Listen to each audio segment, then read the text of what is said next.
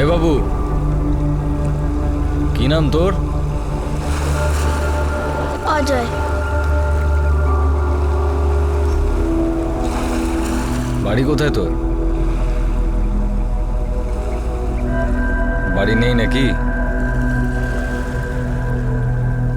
আমার সঙ্গে যাবি? খেতে দেবো, শোবার জায়গা পাবি।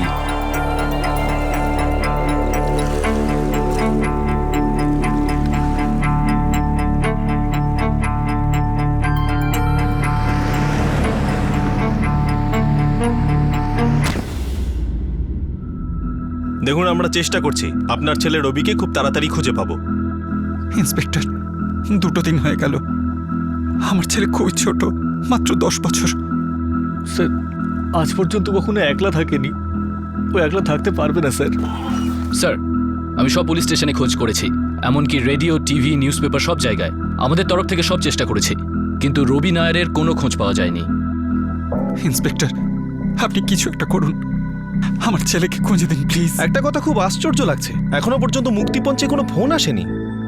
ঠিক আছে, টেনশন নেবেন না। প্রায় 2 কোটি লোকের বাস এই মুম্বাই শহরে, সময় তো লাগবেই।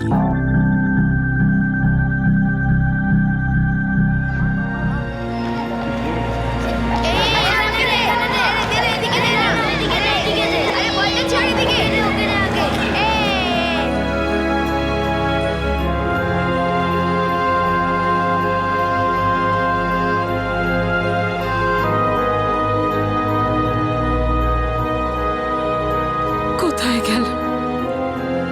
কার সঙ্গে গেল? খাওয়া দাওয়া কি করছে ছেলেটা কি জানে। ভগবানের উপর ভরসা রাখো মা, আমাদের রবি ঠিক ফিরে আসবে। মধু, তুই ওকে এইভাবে বকলি কেন? হ্যাঁ, আরে বাচ্চা ছেলে, ও ভুল কার হয় না বলতো? আমি শুধু ওর ভালো চেয়েছিলাম মা। ঈশ্বরের দিব্যি, ও আমার নিজের জীবনের থেকেও বেশি দাম।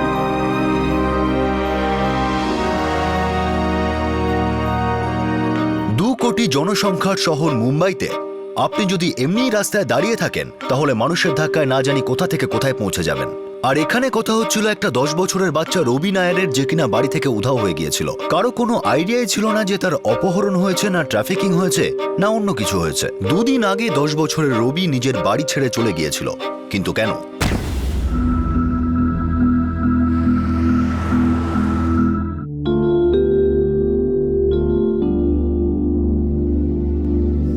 রবি, নে বাবা, এই লস্যিটা খেয়ে নে। না ঠাকুমা, আমি খাবো না। খেয়ে নে বাবা, ভাল লাগবে খাওয়ার পর, দেখবি পেট ঠান্ডা হয়ে যাবে। আমার ঠান্ডা ভাল লাগে না ঠাকুমা, আমি এসব খাবো না ব্যাস। রবি, ঠাকুমাকে এরকম করে জ্বালাতন করতে নেই বাবা, খেয়ে নে। ঠিক আছে ঠাকুমা, খেয়ে নিচ্ছি, কিন্তু আমার একটা শর্ত আছে। কি শর্ত? আমি ক্লাস থেকে ফিরে সোজা খেলতে যাব, আর তুমি বাবাকে বোঝাবে। প্রমিস করো। ব্ল্যাকমেল করছিস ঠাকুমাকে? ব্ল্যাকমেল নয়, ডিল। রাজি আছো কি নেই? রাজি থাকলে আমি এক্ষুনি এটা খেয়ে নেব, নয়তো আমি চললাম, বাই। আরে দাঁড়া তো, নে খেয়ে নে। আচ্ছা, আমি বাবাকে বুঝিয়ে বলবো। বাবা যদি মানতে না চায় তখন? না না, মানবে না কেন? আমারই তো ছেলে। নে খেয়ে নে। ঠিক আছে, সাবধানে যেও, কেমন? ঠাকুমা, আমাদের ডিলটা ভুলো না কিন্তু। ওকে। কি সব বলছিস উল্টো পাল্টা? তুই কাল ক্লাসে ঘুমোচ্ছিলিস?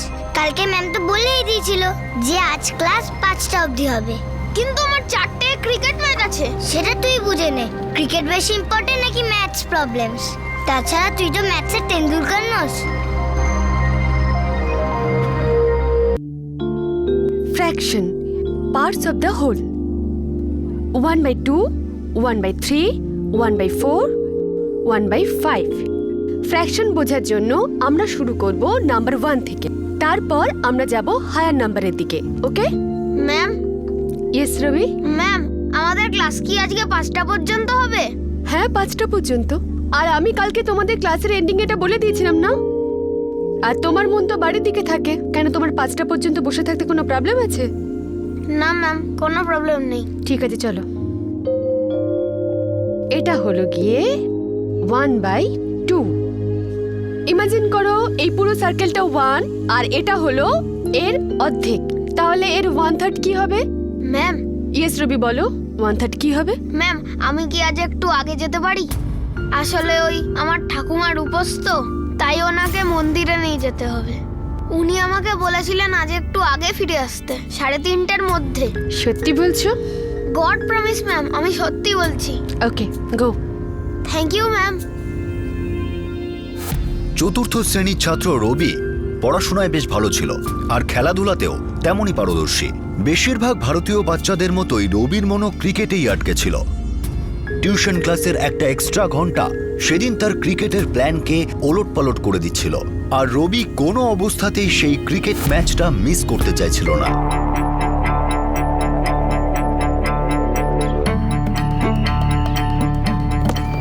ছট ছট ছট।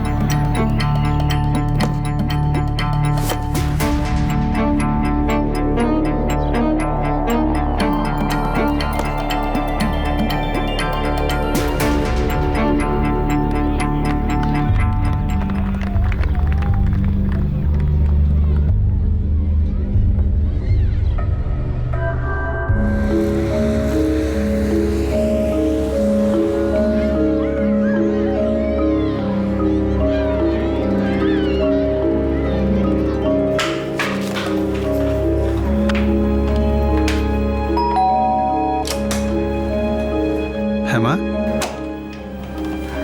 আঙ্কেল, রবি ওর পেন্সিল বক্সটা ফেলে এসেছিল। কিন্তু ও কোথায়?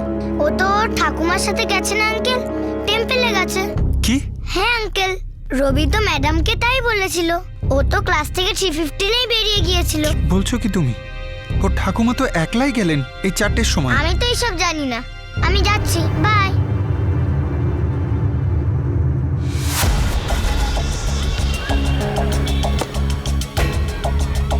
ইয়ে, আরো 4 রান। এই সর্বনাশ করেছে। 5:30, আমাকে বাড়ি যেতে হবে। আরতি যদি আগে পৌঁছে যায় না, গেল রে।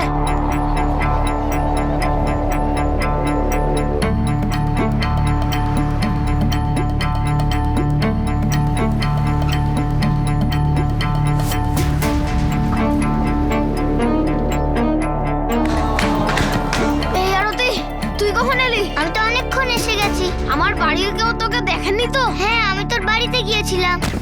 তুই কি পাগল? বাড়িতে কেন গেছিলিস? আরে তুই তোর পেন্সিল বক্সটা ক্লাসে ফেলে এসেছিলিস, সেটাই দিতে গিয়েছিলাম। বাড়িতে গিয়েছিল? বাবা ছিল না তো? আঙ্কেলই ছিল, আমি তো ওনাকেই বক্স দিলাম। আমি তো গেলাম আজকে।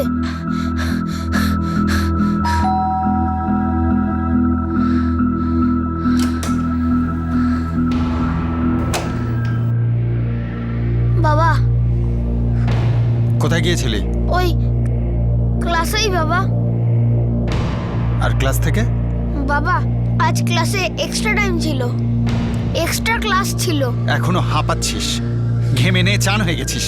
তুই ক্লাস থেকে ফিরছিস না ক্রিকেট খেলে ফিরছিস? গড প্রমিস বাবা, ক্লাস থেকেই আসছি। ঠিক আছে, তুই নড়বি না এখান থেকে। আমি এক্ষুনি তোর ম্যাডামকে ফোন করে জিজ্ঞেস করছি তুই কখন ক্লাস থেকে বেরিয়েছিস। আর যদি তোর কথা মিথ্যে প্রমাণ হয় তাহলে দেখে নিস, আজই তোকে আমি বাড়ি থেকে বের করে দেবো।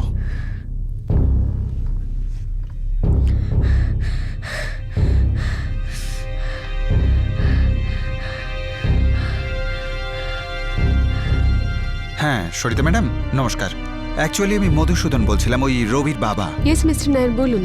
ম্যাডাম কিছু মনে করবেন না, একটা কথা জিজ্ঞেস করবো? শিওর। আজকে কিছু স্পেশাল ক্লাস ছিল বিকেল 5টা অবধি। হ্যাঁ ছিল। রবি কটার সময় বেরিয়েছে ক্লাস থেকে? রবি তো 3:30 সময় বেরিয়ে গিয়েছিল আর বলছিল ও ঠাকুমার সাথে মন্দির যাবে। এরকম বলেছে ও? বলছিল ও ঠাকুমার উপোস আছে আর আজকে 4টের সময় ওকে যেতেই হবে মন্দিরে। Thank you so much.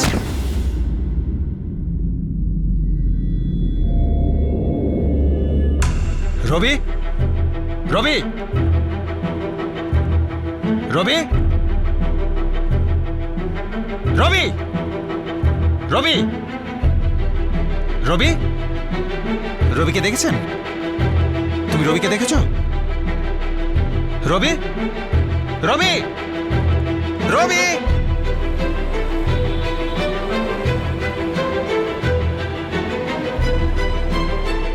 না আঙ্কেল রবি তো এখানে আসেনি। ওইখানে এসেছিল আঙ্কেল, কিছুক্ষণ খেলছিল, তারপর খুব টেনশন করছিল, তারপর খেলার মাঝখানেই বললো আমি বাড়ি যাচ্ছি।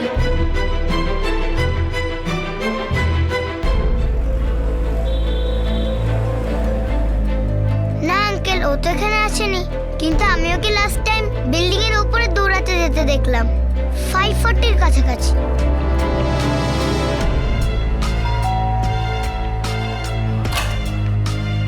হ্যাঁ বলুন।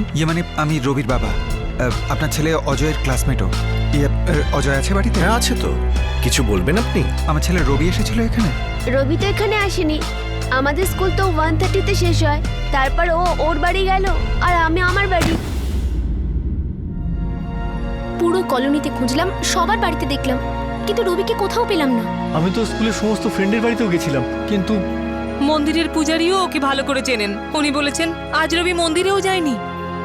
ও আজকে মিথ্যে কথা বলেছে ক্লাসে, আর মিথ্যে বলে ক্রিকেট খেলতে গেছে। আমার খুব রাগ হলো আর আমি ওকে বকলাম। মিথ্যে বলা ভালো জিনিস নয়। ও বাচ্চা, ছোটবেলায় আমরা সকলেই মিথ্যে কথা বলেছি। হে ভগবান, কোথায় গেল আমাদের রবি?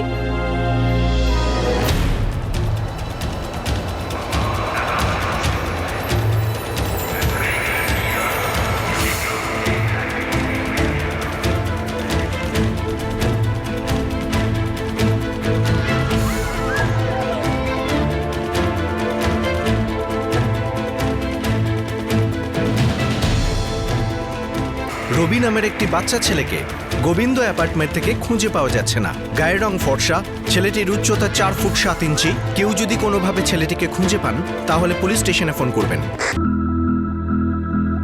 আমাদের পরিবারের একমাত্র বংশধর রবি।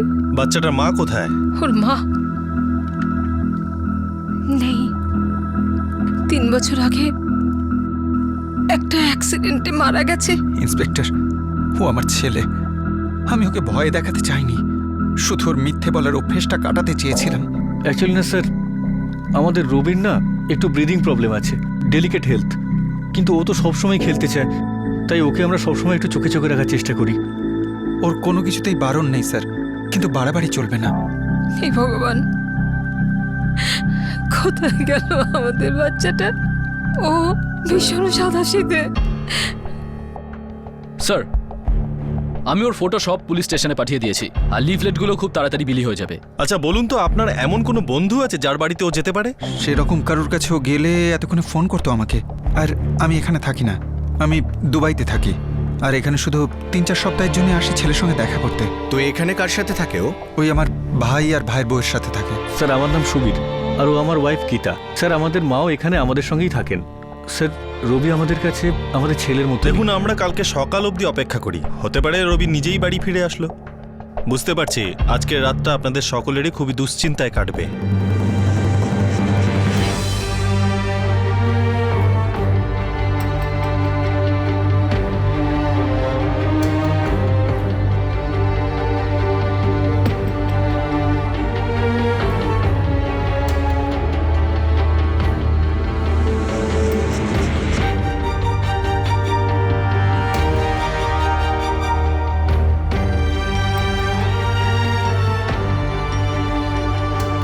দুদিন দুরাত কেটে গিয়েছিল, কিন্তু তখনও রবির কোনো খোঁজ ছিল না। রবির বাবা কখনো হয়তো কল্পনাও করেননি যে এরকম একটা সামান্য রাগে রবি এত ভয় পেয়ে যাবে যে সে বাড়ি থেকে পালিয়ে যাবে। আর রবির বাবার রাগ আসলে গভীর চিন্তার বহিঃপ্রকাশ ছিল, যা রবির অসুস্থতাকে ঘিরেছিল। এবার একটা বড় প্রশ্ন কষ্ট আর ভয়ের ইঙ্গিত দিচ্ছিল, রবি কোথায় আছে?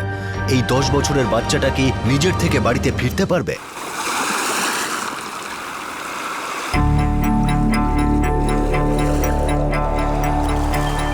এ বাবু, কি নাম তোর? অজয়।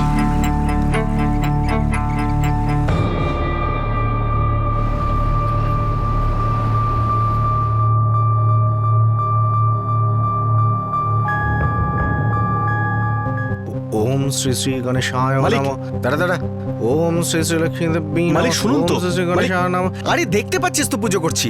মালিক, এই ছেলেটা নিখোঁজ। আরে কোন ছেলে? এই জোর ফটো ছাপিয়েছে। আরে কি এই নাম্বারটা কি লেখা আছে বলতো? হ্যাঁ,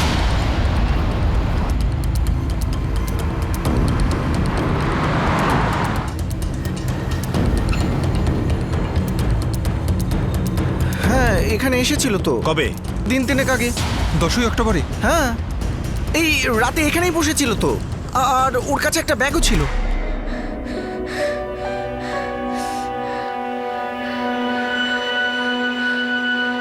এ রঘু, হ্যাঁ, বাচ্চাটা কে রে? ভালো ঘরেরই তো মনে হচ্ছে। 2 ঘন্টা ধরে ওখানেই বসে আছে। ও, এই বাবা কি করছিস এখানে? কিছু না। কিছু না মানে? গত 2 ঘন্টা ধরে তো একই জায়গায় দাঁড়িয়ে আছিস। কি ব্যাপারটা কি রে? খিদে পেয়েছে। খিদে পেয়ে থাকলে বাড়িতে গিয়ে খা।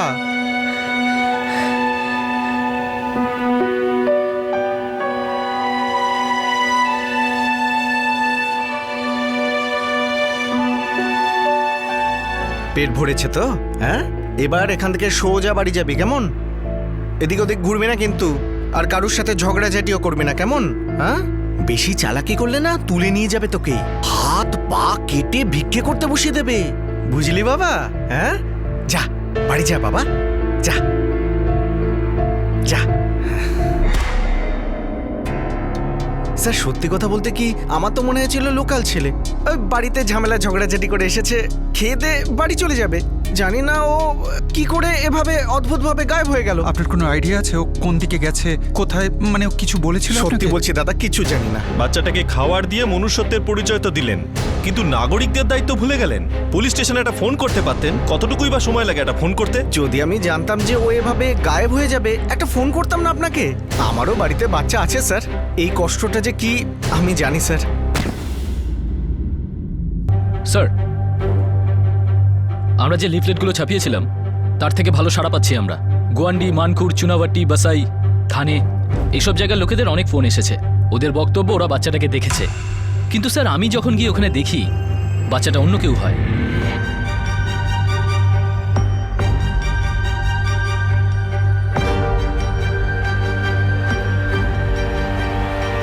তিন দিন হয়ে গেল, এখনো বাচ্চাটাকে খুঁজে পাওয়া গেল না। শোনো, গুজরাট, দিল্লি, এমপি আর রাজস্থান, এই স্টেটগুলোর পুলিশ কন্ট্রোল রুমে খবর পাঠিয়ে দাও। চিন্তা হচ্ছে বাচ্চাটা খারাপ কারো হাতে না পড়ে যায়। স্যার, আর একটা কথা, নিয়ারেস্ট ট্রেন টার্মিনালসগুলোর লাস্ট 3 দিনের সিসিটিভি ফুটেজ চেয়ে পাঠাও। হয়তো কিছু পাওয়া যেতে পারে। হয়তো বাচ্চাটা নিজে বাড়ি থেকে পালিয়েছে, না হয় কেউ ওকে তুলে নিয়ে গেছে।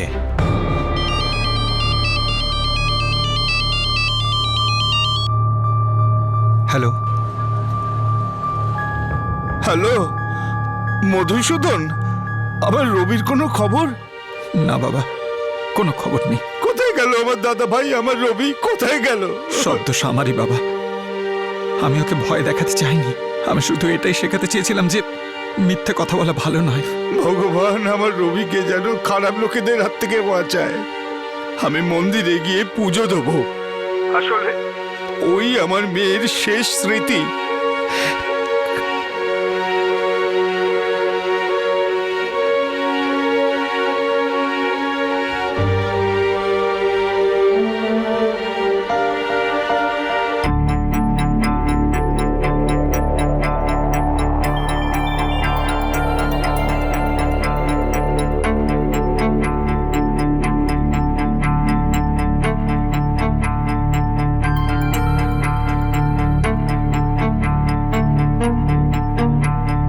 এই পেট ভরে খা, যা খাবি মন ভরে খা।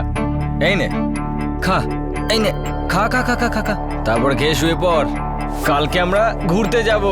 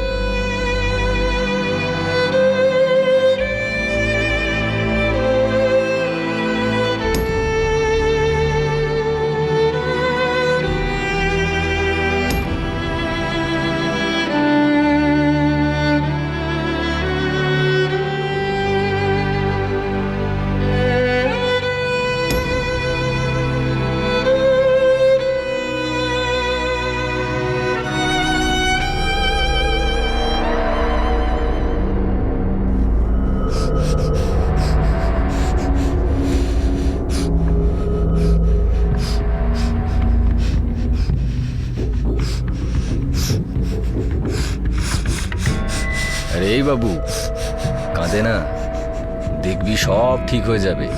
চোখ বন্ধ কর, মাথা ঠান্ডা কর, সব ঠিক হয়ে যাবে, বুঝলি? চল ঘুমিয়ে পড়। হুম?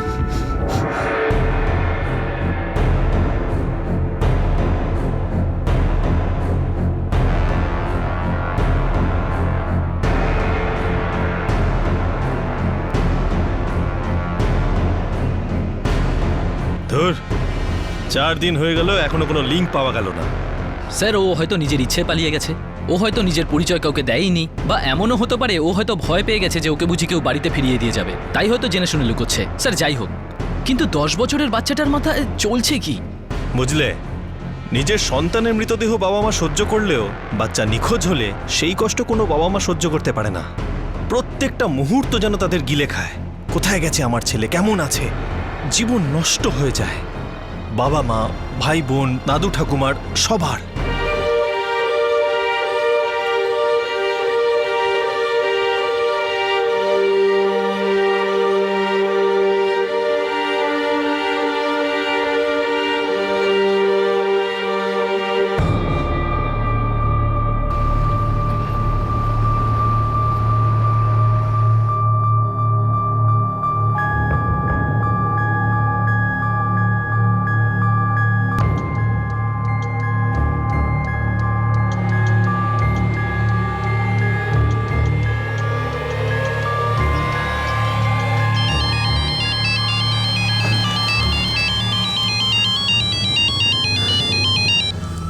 হ্যালো, আপনি কি মধুসূদন নায়ার বলছেন? হ্যাঁ আমি মিস্টার মধুসূদন বলছি। আপনি কে? আসলে আপনার ছেলে রবি। আপনি রবিকে দেখেছেন? কোথায় ও? প্লিজ বলুন। দেখুন, আমার নাম গৌতম মেহতা, আমি একজন সেলসম্যান। আমি এখন গুজরাটের সুরাট থেকে বাসে করে ফিরছি। হ্যাঁ, কিন্তু আপনি রবিকে কোথায় দেখেছেন? সুরাটে নাকি বাসের ভেতর? আসলে আমি আজকে সুরাটের একটা ফ্যাক্টরিতে গিয়েছিলাম, ক্লথ হাউস ফ্যাক্টরি থেকে।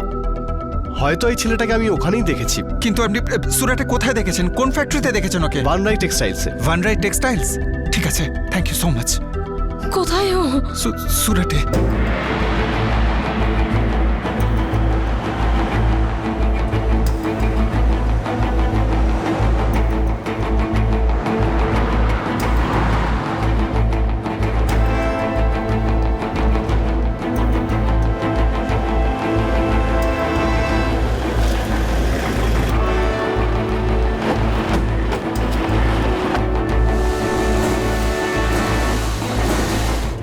এটাই আমার ছেলে।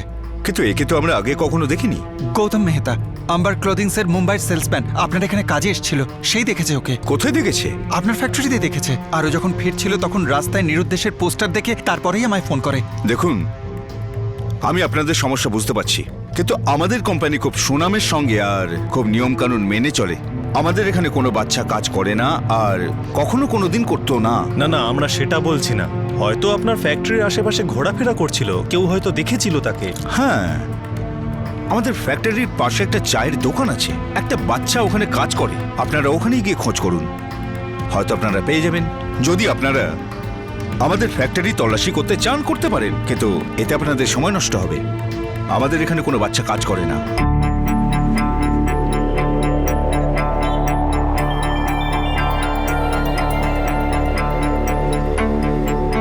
এই শামু, 112 নম্বর ইউনিটে 15টা চা দিয়ে আয়, ফটাফট, জলদি যা।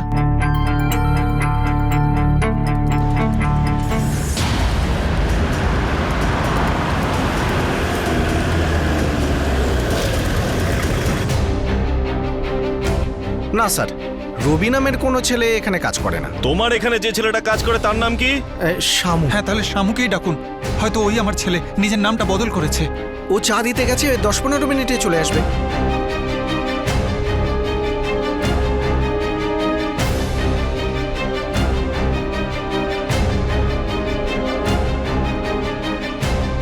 স্যার, ওই যে শামু।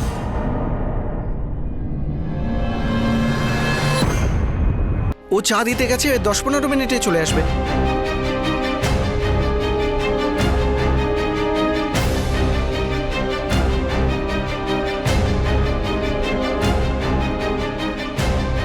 স্যার, ওই যে শামু।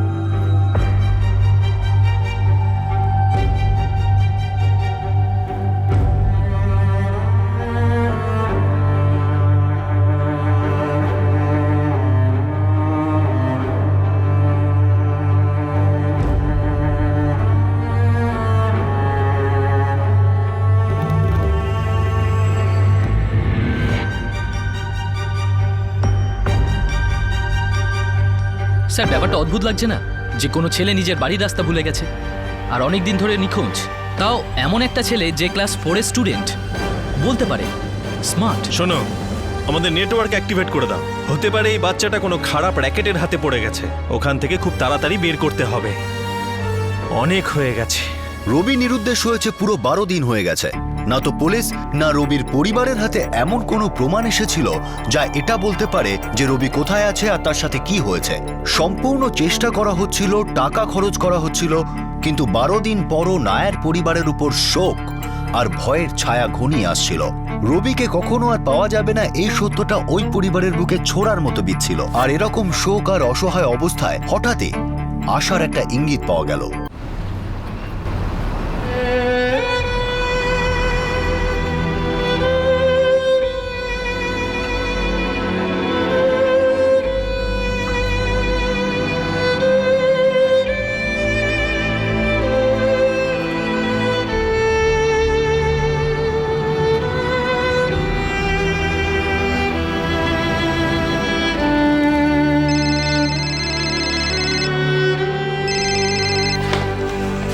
পুলিশ স্টেশন থেকে বলছি। স্যার, রবিকে পাওয়া গেছে। কি? কোথায় পেলে? চুনাভাট্টি পুলিশ স্টেশন থেকে ফোন এসেছিল, ও ওখানেই আছে। কি হয়েছে? মা, রবিকে পাওয়া গেছে। ও ঠিক আছে তো?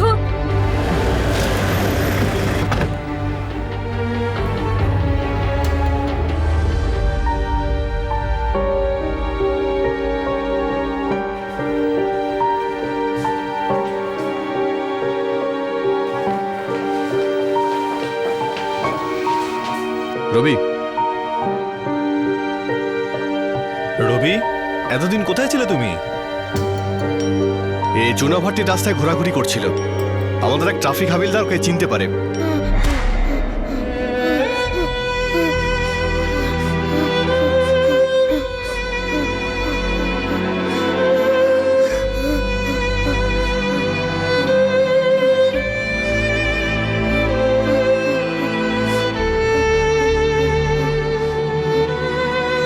কি রে, কি ব্যাপার? আরে কি হয়েছে বলবি তো? আমি বাড়ি যাব। তা জানা, এখানে বসে আছিস কেন?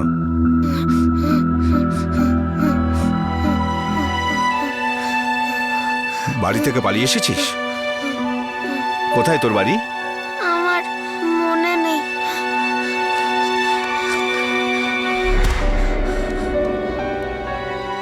কনস্টেবল শিরকে ওকে এখানে নিয়ে আসে, আর আমরা সঙ্গে সঙ্গে এটা বুঝতে পারি যে এটা আপনাদেরই কেস। এটা সেই মিসিং ছেলেটা রবি নায়ার, আর সঙ্গে সঙ্গে আপনাদের ফোন করি। গত 12 দিন ধরে আমরা দিন রাত একে খুঁজছিলাম, খুঁজতে খুঁজতে সুরাট অব্দি পৌঁছে গেছিলাম।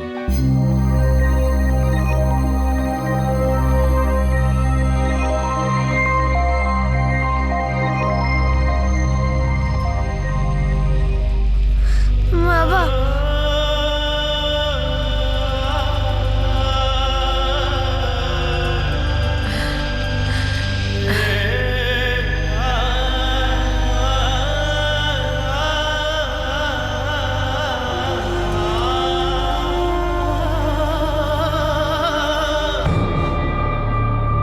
রবিকে পাওয়ার সঙ্গে সঙ্গেই পুলিশ রবিকে বেশি জিজ্ঞাসাবাদ করেনি যে সে এতদিন কোথায় ছিল, কি করছিল। রবির সঙ্গে কথা বলার জন্য একজন চাইল্ড কাউন্সিলরের সাহায্য নেওয়া হলো। রবিকে পাওয়ার সঙ্গে সঙ্গেই পুলিশ রবিকে বেশি জিজ্ঞাসাবাদ করেনি যে সে এতদিন কোথায় ছিল, কি করছিল। রবির সঙ্গে কথা বলার জন্য একজন চাইল্ড কাউন্সিলরের সাহায্য নেওয়া হলো। রবি সেই কাউন্সিলরকে বলল যে সে 10 দিন মাইকেল নামের এক ব্যক্তি আর অন্য বাচ্চাদের সঙ্গে ছিল। রবি ওই বাচ্চাদের সঙ্গে খেলতো, কখনো কখনো মাইকেল তাদের ঘুরতে নিয়ে যেত, সাইট সিন দেখাতো। রবির বাড়ির কথা খুব মনে পড়তো ঠিকই, কিন্তু ওর ভয় বেড়েই চলেছিল যে ওর বাবা, ওর ফাদার ওকে খুব বকবে। আর এই মনের কষ্টে, ভয়ে 10 বছরের ছোট্ট বাচ্চাটা কাঁদতে কাঁদতে বেহাল হয়ে পড়েছিল। 22 অক্টোবর 2012-তে রবি বাড়ি ছাড়ার 12 দিন পর সে মাইকেলের বাড়ি থেকে চুপি চুপি বেরিয়ে এলো। আর চুনাভাট্টির কাছে একজন ট্রাফিক পুলিশ তাকে লক্ষ্য করল।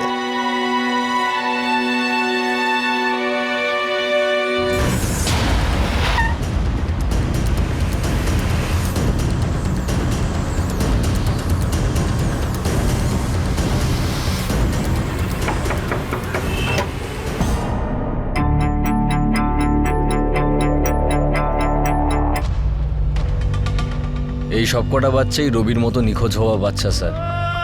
আমি এদেরকে খুঁজে পেয়েছি।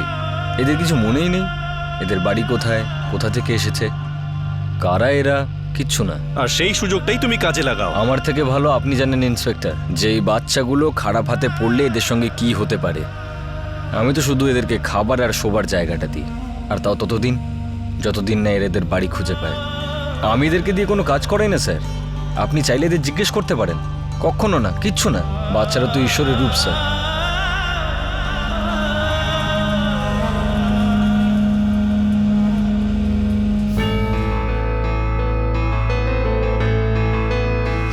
খেয়ে নে বাবা।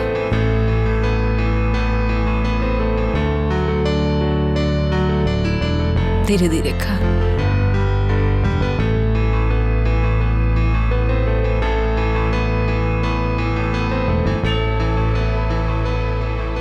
রবি, কখনো কখনো আমার খুব রাগ হয়। তার মানে তুই ভাবিস না যে আমি তোকে ভালোবাসি না। আমার রাগ হয় এই জন্যে যে আমি তোকে খুব ভালোবাসি, আর সবচাইতে বেশি ভালোবাসি। আমি তো তোর মধ্যে তোর মাকে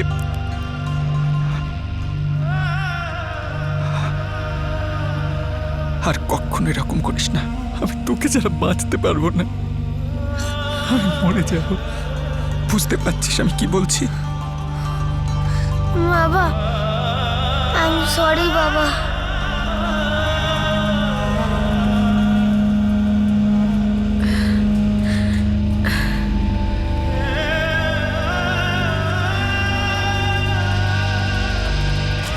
বারো দিন বাড়ির বাইরে থাকার পর একটা 10 বছরের বাচ্চা সুস্থভাবে বাড়ি ফিরে এলো। মুম্বাইয়ের মতো শহরে এটা কোনো চমৎকারের চেয়ে কম নয়। একটা রেস্টুরেন্টের মালিক তাকে খেতে দিলেন, একজন মহান মানুষ তাকে 10 দিন আশ্রয় দিলেন, তাকে বেগিং মাফিয়া আর হিউম্যান ট্রাফিকিং এর শকুনদের হাত থেকে বাঁচিয়ে রাখলেন। একজন ট্রাফিক পুলিশ নিজের ডিউটি পালন করেই বাচ্চাটার সঙ্গে কথা বললেন আর দায়িত্ব সহকারে তাকে স্থানীয় পুলিশের হাতে তুলে দিলেন। তাই শেষ পর্যন্ত রবি নায়ার বাড়ি ফিরল, আর তার ফলেই নায়ার পরিবারে প্রাণ ফিরে এলো। একজন বাবা যে ছেলেকে নিয়ে চিন্তা করত, আর একটা ছেলে যে তার বাবাকে ভয় পেত। মধুসূদন আর রবির সম্পর্ক আমাদের সবার বাড়িতেই দেখা যায়। মা বাবা বাচ্চাদের শুধরাতে চান, তাদের ভালো মানুষ বানাতে চান, তাদের স্বাস্থ্যের খেয়াল রাখেন, আর বাচ্চারা বয়স কম হওয়ার কারণে তাদের বিরোধিতা বিদ্রোহের আকারে প্রকাশ করে। সাধারণত দুপক্ষই ঠিক হয়, কিন্তু পরস্পরকে বুঝতে ভুল করে থাকে। এই ভুল কোনো বড় ভুল নয়, কিন্তু যে ছোট সমস্যাটা থেকে যায় তাকে পূরণ করা, সেই খাদের উপর একটা সেতু তৈরি করা খুবই প্রয়োজন। না হলে রবি নায়ারের মতন কেসগুলি কখনো কমবে না।